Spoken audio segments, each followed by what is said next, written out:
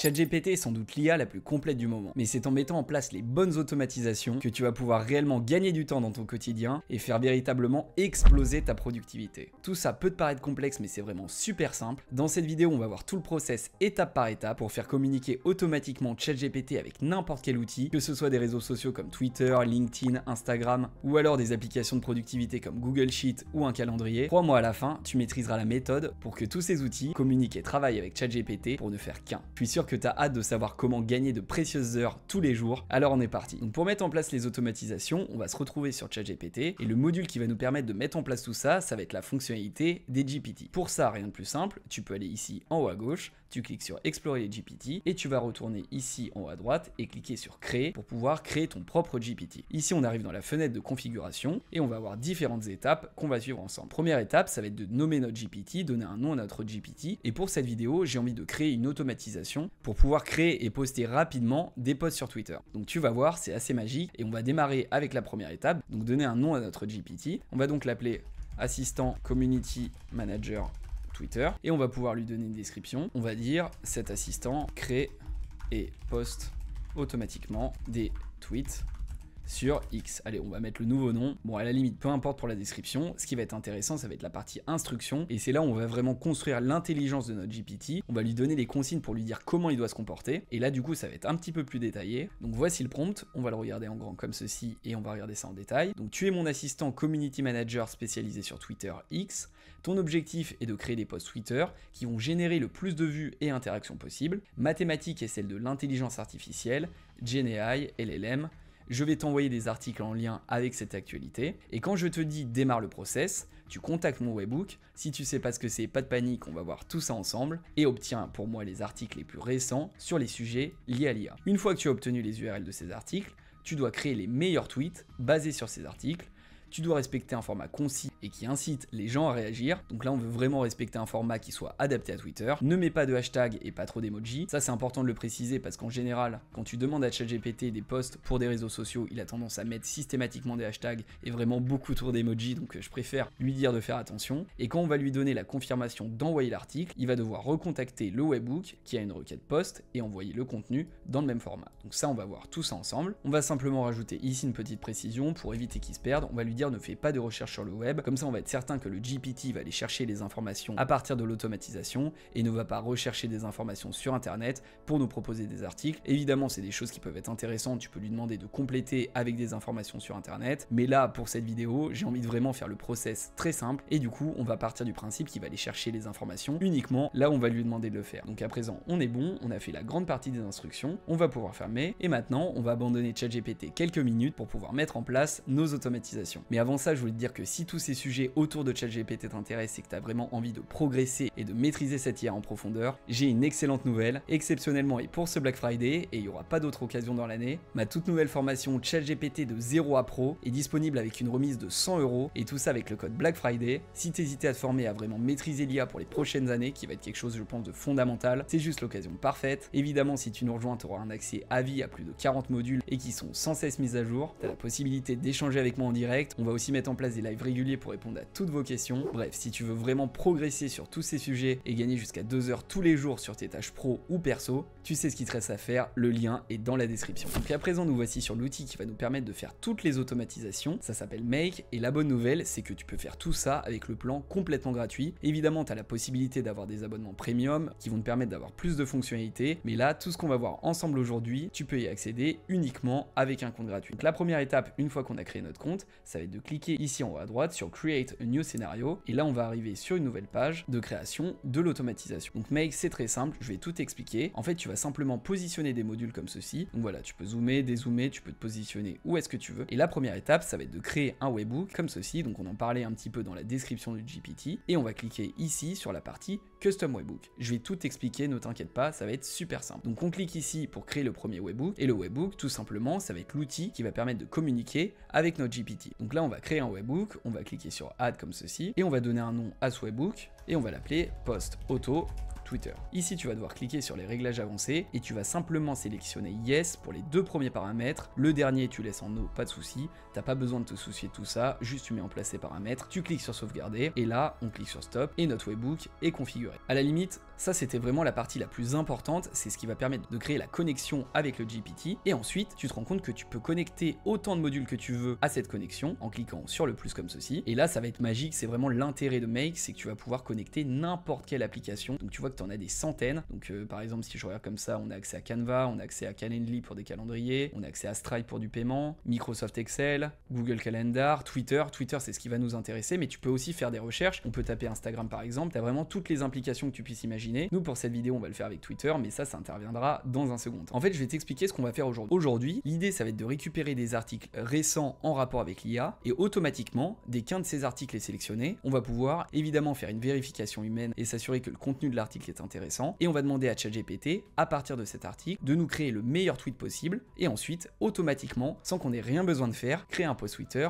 et le publier. Donc la première étape ici, ce qu'on va sélectionner, ça va pas être Twitter, mais ça va être un lecteur de flux RSS comme ceci. Donc là, tu sélectionnes RSS, tu prends Retrieve RSS Feed Items et là, on a notre second module qu'on peut positionner comme on veut sur le whiteboard et ici, on va jouer sur 2-3 paramètres. Donc là, ça va être hyper important. On va devoir tout simplement renseigner le lien URL de notre flux RSS qui va regrouper l'ensemble des articles en rapport avec l'IA. Pour ça, je vais te montrer comment faire. C'est très simple. Je vais dans Google, je tape AI Actu RSS et là, ici, j'ai un blog qui va me suggérer différents flux RSS en rapport avec l'IA. Donc là, j'ai accès à pas mal de choses. J'ai par exemple accès au blog de Microsoft. On peut le consulter comme ceci. Donc là, ça va être l'ensemble des articles sur le site Microsoft et je vais pouvoir me connecter à ces articles. Du coup, je vais quand même essayer de trouver un site qui parle de différents sujets. Par exemple, celui-ci, AI Multiple, ça a l'air pas mal. Et celui-ci, si on regarde par exemple, ouais, il a l'air peut-être un peu mieux, un peu plus large. Donc je pense qu'on va prendre celui-ci. Et on va du coup cliquer sur s'abonner au flux RSS. Et là voilà, on va récupérer l'ensemble du flux. Donc là, tu te rends compte que c'est quelque chose quand même d'assez indigeste, mais pas de panique, on va pouvoir traduire tout ça très facilement et le faire communiquer directement avec ChatGPT. Donc on va tout simplement récupérer le lien du flux, on le copie, et si on retourne dans Make, c'est ce lien qu'on va coller juste ici, dans la partie URL. Au niveau de la date, donc là ça va être tout simplement la date à partir de laquelle Make va scanner ce flux RSS. On va pouvoir prendre une date en cliquant ici et en allant sélectionner le calendrier. On va se dire qu'on va prendre par exemple depuis une semaine, donc 7 jours avant. Là on est bon. Day 2, on va pas mettre de date finale. Et au niveau des articles qui vont être retournés, on va dire qu'on peut en mettre 3. On va pas s'embêter avec plus. Là on est bon. On clique sur OK et on va continuer. Et donc à présent, on a bien notre webhook qui communique avec ChatGPT. Ensuite, deuxième étape, on va aller scanner les informations dans le flux RSS et récupérer toutes les informations des articles. Et ensuite, tu l'as vu, le flux RSS c'est quelque chose d'assez compliqué, c'est du code. Il va falloir qu'on traduise ce code en texte. Pour ça, c'est très simple, on va rajouter un nouveau module. Et ce module, ça va être un outil en particulier. On va pas communiquer avec une autre application. On va cliquer sur Tools comme ceci et on va sélectionner Text Aggregator. Donc tu cliques ici, et là en fait le rôle de ce module, ça va être de traduire le flux RSS en texte. Donc à partir du langage HTML, on va récupérer du texte, et là tu as simplement quelques éléments à renseigner, la source du module, donc à partir de quelles informations on va effectuer la traduction. On sélectionne évidemment la partie flux RSS, c'est le flux RSS qui fournit les informations, et ensuite ici, on va simplement sélectionner ce qui va nous intéresser au sein de ce flux RSS. Donc là on va faire quelque chose de très simple, on va se dire qu'on veut récupérer uniquement le titre de l'article et l'URL de cet article. Donc là on a sélectionné 2 variables, et on va simplement agencer tout ça pour que ce soit un peu plus propre. On va mettre titre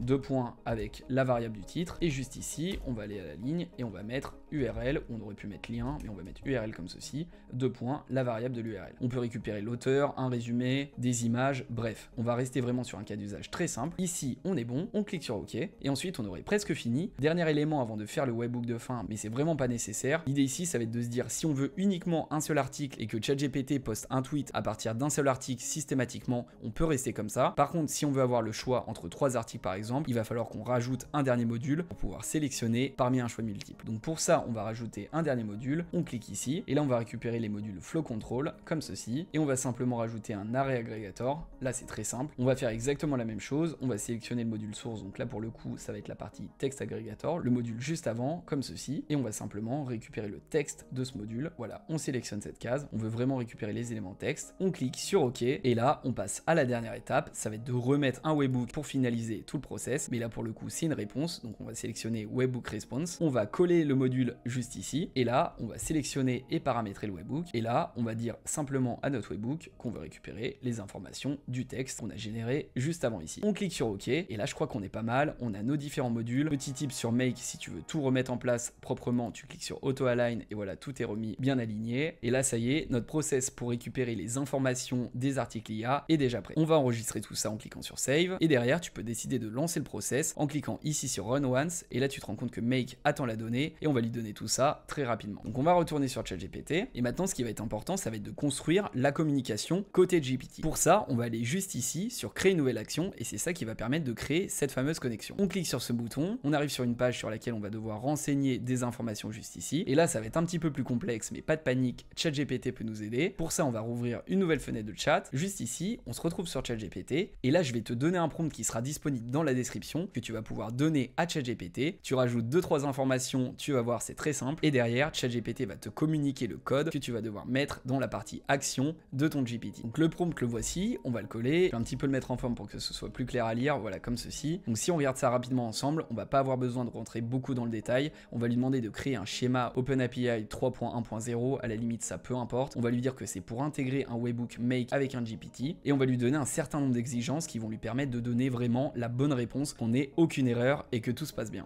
Donc à la limite ça peu importe, tu vas simplement copier-coller tout ça, et la chose importante c'est que en fonction de l'automatisation que tu vas construire, tu vas avoir des éléments différents. Donc tu as quand même quelques éléments à lui renseigner, donc on va juste aller à la ligne comme ceci, et donc toi tu vas pouvoir récupérer tout ce prompt, mais il y a des choses que tu vas devoir mettre en plus qui vont être spécifiques à ton automatisation. Donc pour ça on va retourner sur Mail et récupérer deux éléments. Le premier c'est juste ici, ça va être ce lien, le lien du webhook qu'on va copier comme ceci. On va retourner dans ChatGPT et le coller à ce niveau-là. Et le second élément, on va le retrouver ici dans la partie Text Aggregator, et c'est simplement les éléments qu'on va récupérer à partir du flux RSS. On va copier ces informations, retourner dans ChatGPT et les coller juste en dessous. Voilà, donc on va mettre comme ça au propre. Et là normalement on est bon, tu cliques sur lancer la demande et ChatGPT va te proposer le code en entier que tu vas ensuite coller dans la partie action de ton GPT. Donc là c'est sympa parce qu'il utilise la fonctionnalité Canvas et il est en train de tout rédiger, ça va être entre 50 et 70 lignes à peu près normalement, c'est pas très long. Voilà, 74 lignes, on a l'ensemble du code juste ici, et on va cliquer ici en haut à droite pour copier, et retourner dans notre fenêtre avec le GPT, et simplement coller ce qu'on vient de copier dans la partie schéma. Et voilà, tu as des choses qui viennent d'apparaître juste ici. On a notre requête get avec le chemin, c'est simplement l'URL du webhook qu'on a copié, donc le début de l'URL il était juste ici, et là c'était la suite, avec le chemin particulier. Donc là on est bon, et ensuite bah écoute, on a simplement à cliquer sur tester pour voir si l'automatisation fonctionne. On clique ici, il est en train de lancer l'action, on clique sur toujours autoriser pour autoriser la connexion, et il nous dit que l'article a été traité avec succès, donc on est bon. Si on retourne sur Make, on va pouvoir lancer l'automatisation comme ceci. On va cliquer sur Wait New Data, on va relancer le test pour voir si ça fonctionne bien, et là c'est parti. Vu qu'on a lancé l'automatisation sur Make, on a l'ensemble des articles qui sont déjà sélectionnés à partir du flux RSS. Si tu regardes le nom des articles, on a A Story of Long Tales, How to Transition from Engineering to Data Science, et un article sur Llama 3.2. Et si tu cliques ici, tu accèdes directement à l'article, et c'est bien les articles qu'on retrouve ici sur le blog initial, donc on est parfait. Pour l'instant tout se passe bien, la connexion fonctionne, il a récupéré les 3 articles, et derrière il va nous proposer de créer un tweet à partir d'un des articles. Donc on peut lui dire article 2 par exemple, on lance la demande, et il est en train de nous faire une proposition de tweet à partir de l'article 2, donc sur l'article sur la transition de l'engineering à la data science, et là il nous a proposé un tweet, donc avec quelques emojis, même si on lui a demandé de pas trop en mettre. Envie de passer de l'ingénierie à la science de données, cet article vous guide étape par étape, compétences clés, outils essentiels et mindset à adopter, avec le lien vers l'article. Derrière évidemment, si le format ne convient pas, tu peux retourner juste ici et faire des modifications au niveau des instructions. Donc par exemple, on pourrait lui demander de mettre aucun hashtag. Bref, tu as quand même une marge de manœuvre très importante pour avoir vraiment le meilleur format pour tes tweets. Là on va dire que ça nous suffit et on va lui dire ok, et donc là évidemment il nous propose rien de plus parce qu'on a besoin de faire la seconde étape, à savoir la connexion avec Twitter pour pouvoir poster ce tweet. Donc pour ça on va retourner sur notre action comme ceci, et après avoir fait une requête get, donc qui va permettre de récupérer l'information à partir du flux RSS, on va faire une seconde requête, une requête post, pour pouvoir poster le tweet qui a été généré par ChatGPT directement dans Twitter. Donc get d'un côté, post de l'autre, et jusqu'à présent si la vidéo te plaît, tu peux la liker, ça m'aide beaucoup, et surtout t'abonner à la chaîne. Dis-moi dans les commentaires, ça m'intéresse de savoir, est-ce que tu utilises souvent ces automatisations, ces GPT, est-ce que tu as déjà utilisé Make, ou alors est-ce que ça te donne envie de le faire, ça m'intéresse de savoir. Là pour l'instant on a uniquement la partie get, on va avoir besoin pour ça de modifier le schéma qui a été créé par ChatGPT, et pour ça on va faire exactement la même méthode que tout à l'heure, on va retourner dans cette fenêtre de chat et simplement demander une petite modification à ChatGPT. Pour ça comme d'habitude on va utiliser un prompt qui sera disponible dans la description, on va lui dire tout simplement d'utiliser le même schéma mais d'ajouter une requête post qui enverra mon tweet au webhook webhook et on va également lui demander ce qu'on doit rajouter au sein des instructions du GPT pour qu'il envoie bien le contenu du tweet. Il y a quelques petites modifications à faire, pas assez technique pour le faire, donc du coup on va demander à ChatGPT de nous donner des conseils et surtout de nous rédiger automatiquement ce dont on va avoir besoin. On lance la demande et là normalement grâce à la fonctionnalité Canvas, voilà, sur la droite on va récupérer le même code mais il va y avoir quelques modifications. Voilà, donc là en haut on avait la requête get, juste ici il a rajouté la requête post, donc on a forcément un petit peu plus de lignes et là sur la gauche il nous a donné les informations qu'on va devoir communiquer à notre GPT pour que tout fonctionne bien. Donc première étape, on va refaire exactement la même chose, on va cliquer ici sur copier, on va retourner dans notre GPT et on va sélectionner tout ça, donc c'est déjà fait, et coller, remplacer le nouveau schéma. Voilà, donc là c'est parfait, on a la requête post qui vient d'apparaître, on va pouvoir évidemment tester, mais on a effectivement des modifications à faire aussi juste ici dans les instructions du GPT. À la suite donc, on va aller à la ligne comme ceci, et on va pas s'embêter, on va récupérer les informations, celle-ci. Normalement la première partie suffit, on copie, on retourne ici, on va le coller à ce niveau-là, je crois qu'on est bon, si on met en grand comme ceci, on va être pas mal, copier le code c'est pas forcément nécessaire, on clique sur fermer, et là normalement on est bon, au niveau des actions, on l'a vu tout à l'heure, on a bien nos deux requêtes, et du coup on va pouvoir retourner dans Make pour faire la dernière partie de l'automatisation. Donc on se retrouve ici dans Make avec notre première automatisation qui nous permet de récupérer les informations, les articles IA à partir du flux RSS, et là tout simplement on va effectuer une petite bifurcation. Pour ça tu peux cliquer ici sur Flow Control, tu peux également tout simplement rajouter un module en faisant clic droit, les deux fonctionnent, on clique sur Add a module, on clique sur plus, on récupère un Flow Control, et là on va utiliser un routeur, donc c'est à peu près un rond-point qui permet d'avoir différents embranchements au niveau d'une automatisation. Donc pour ça on va tout simplement rompre le lien ici, on fait clic droit, unlink, et on va positionner notre routeur juste ici. Là on a un petit problème, ça on n'en a pas besoin, on va faire communiquer le flux RSS à notre routeur comme ceci, et là sur la partie droite, donc on va cliquer sur Auto-Align pour que ce soit plus propre, il nous le met ici, et donc notre webhook qui communique avec ChatGPT va devoir à la fois récupérer les informations jusqu'à la réponse. Une fois qu'il a récupéré les informations, va repartir ici avec le tweet qui a été généré par ChatGPT à partir des informations de l'article IA